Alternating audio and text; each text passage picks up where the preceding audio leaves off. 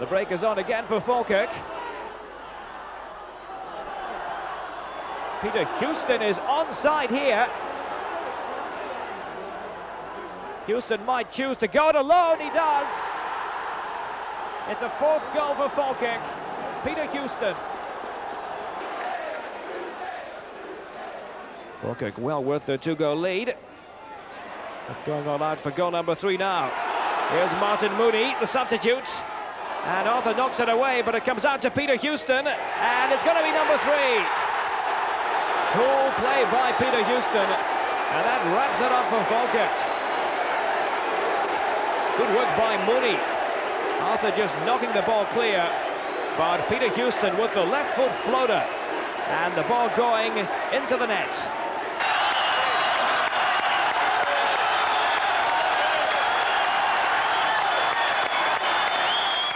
Well, Peter, a very warm welcome back to Falkirk. It must be a great day for you. It's a fantastic day, you know. It's one of these things that I hoped would happen one day. It's took me 18 years to come back, but better late than never. Now, although you've not been really actively involved in football from the managerial side, you've still been involved and you've seen quite a lot of Falkirk. Well, I have seen it. Well, I've seen Falkirk a couple of times against Dundee last year, who went up as champions, and Falkirk outplayed them in my opinion. You know, they were great, deservedly won, and all credit to Dundee because they obviously played better in other games. But no, we've got a few good young players, talented players, mobile players, and if we can add a wee bit of experience here or there to help these young guys, that's what we'll try and do. And my thoughts are on that immediately. I mean, timing's never ideal in these situations, but you've got the pre-season just right ahead of you. You've got a lot of work to do. Yeah, absolutely. You know, we've got to find a goalkeeper first and foremost to help the other 2 goalkeepers that are on the staff. I've got plenty of contacts in the game. That's the network that you do build up when you've been in the game for quite a long time.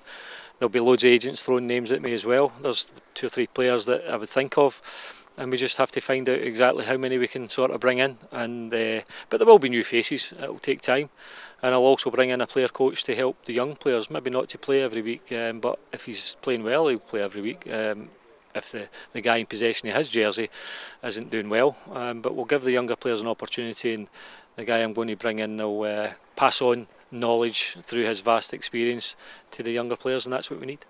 This is your first real view of the artificial surface here at Falkirk. First impressions?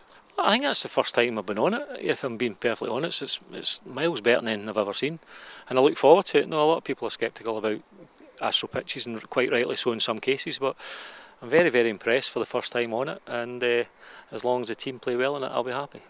Now, obviously, it all happened fairly quickly. I mean, you only came back from being abroad last week, and here a week later, you're Falkirk manager. I mean, it's all been a bit of a whirlwind. Well, you couldn't make it up, because I never ever thought, you know, obviously Gary was doing a good job here at Falkirk, and you never expect him to move, but for reasons that he's got himself back down to the Championship, maybe nearer his home down that area, and you can never discredit him for that and want to do that. But when an opportunity comes up and you get the phone call to come and speak, I was very impressed by the board chatting about what their plans are.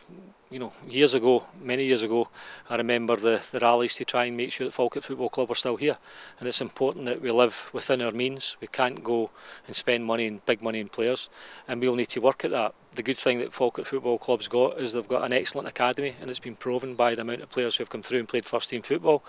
They won't all make it, but they'll be given the opportunity to try and make it, and if we can get the right balance to help these young guys, then it's an exciting league we're going into, and we'll try and do our best to be as high up the league as we possibly can.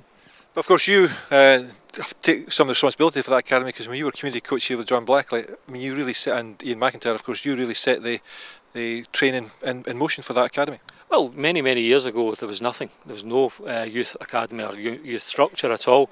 And to be fair to John Blackley, who was the guy at the time, he was deciding, and I was just about finishing playing. He decided that he was going to try and start something up, and I volunteered to help him, along with Ian McIntyre, who ran Denny Boys Club at that particular time, and then Tuesday nights and Friday nights we gave up our time to bring in good young players, and boys like Martin Corrigan and things like that were one of the first batch in, and Martin had a good career. So we were actively trying to make sure that Falkirk weren't losing all the better young players to the Hearts and the Hibs and teams round about, and it's just grown and grown, you know, so it's at a fantastic state just now. and it's what needed in Scottish football. Scottish football can't afford to go out and buy players anymore. I've never bought a player in my career as a manager, and I don't expect to here either. So we have to build our own. We have to make sure they get the best opportunity. We have to make sure they get the best coaching and the best chance. The one thing about any young player coming here is that are coming into the academy. They know they're going to get an opportunity if they show anything, and I'll not be shy in putting young players in. I still think we still need one or two here just to help them along the way, and as I say, they're going to play some fantastic stadiums next year. It'll be tough, but what a challenge. But it's still an opportunity. I mean, everybody's writing everybody off apart from the big three, but it's not like that, is it? Because I mean, tough places to go like Livingston, Raith Rovers, Cowdenbeath, Dumbarton. They're tough places to go. You've hit the nail on the head. The motivational skills that I'll have to give the players to go to Ibrox and Tynecastle and Easter Road will be nothing. I shouldn't need to motivate them. If I need to motivate them, we've got a problem. It's the games that if we have played one of these teams and we play Cowdenbeath the next week, for example, at Central Park, our motivational standards have to be the exact same as if they're going into a game at Ibrox. And that's the thing, because that's where you'll gather, hopefully, the majority of your points. I'll go to Ibrox and the other two grounds with no fear. I've been there before as a manager, and I've won there before as a manager. So what I'll be trying to instill in the younger players here is to have the belief. And if you don't go into these matches with a bit of belief that you can do it, you'll never win these games. But football, on paper, these clubs should beat us, but games never played in paper. It's about 11v11 in the day. If you're organised, if you pass the ball well and are not frightened to take possession of the ball, and if you work really hard, all that married together, and you're organised, all that married together, it gives you a chance against any team. And how many times have we seen the bigger club being beaten by the smaller club, and that's what the mentality I always try to put into the players when they go to the bigger games, is have no fear and go and express yourself, and we'll take it from there. But again, is it an advantage to the Falkirk players that they've already played there this season with the other three that will be visiting these grounds for the first time? Well, possibly. As I say, the squad changes and things like that, and some new players come in. But as I say, our big games are going to be against the others. And the others will be tough matches. Dumbarton had a good season last year. Seen them a couple of times. Livingston under John McGlynn will be well organised and hard to beat.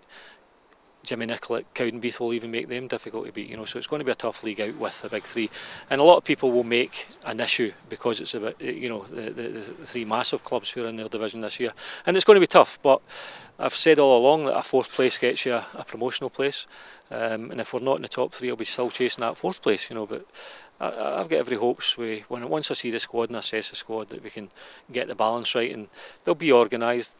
I'll make sure they work hard, because you don't get in if you don't work hard in this game, and I'm excited about meeting them next week. And of course, you'll be going off on holiday now that it's all done and dusted. You'll be right back to work, isn't it?